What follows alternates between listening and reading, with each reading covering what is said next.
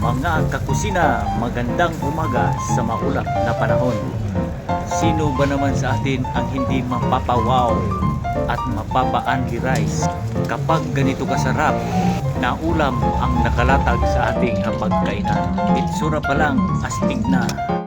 Simpleng adobong hito lang naman ang ating lulutuin ngayon. Pero huwag kayo dahil bibida si kalamansi. Kaya siguradong kakaiba ang bango at sarap ng lasa. Tara guys, sabayan niya ako at nang masimulan na natin.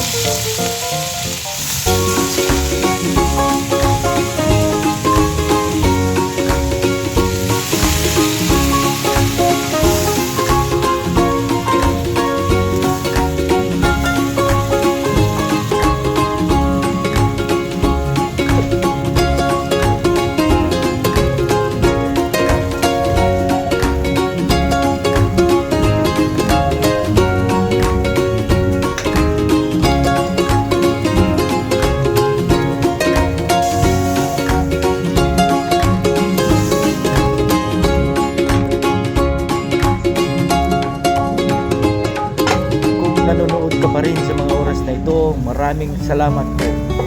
Huwag pong kalimutang pansinin ang mga letrang nababasa niyo.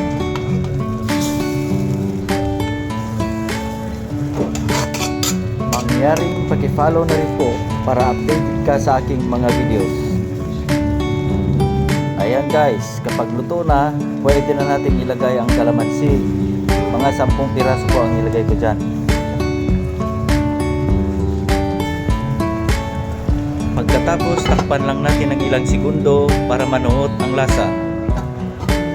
Ayan, luto na at talagang napakabango guys. Pero tikman muna natin, baka may kulang.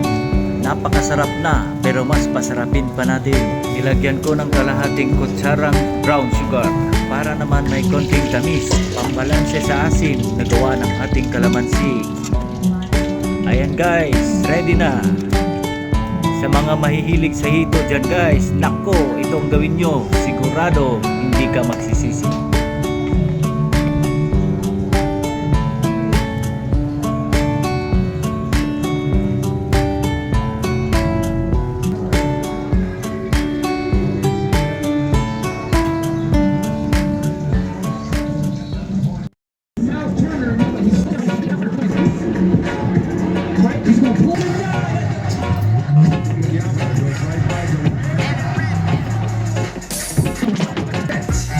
At kung natatakam kayo, huwag pong mag-atubiling pumunta sa palengke at bumili kahit kalahating kilo at gawin nyo ito sa inyong bahay.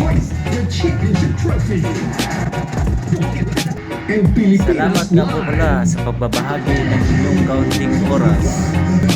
Napakalaking bagay na po yun para sa akin.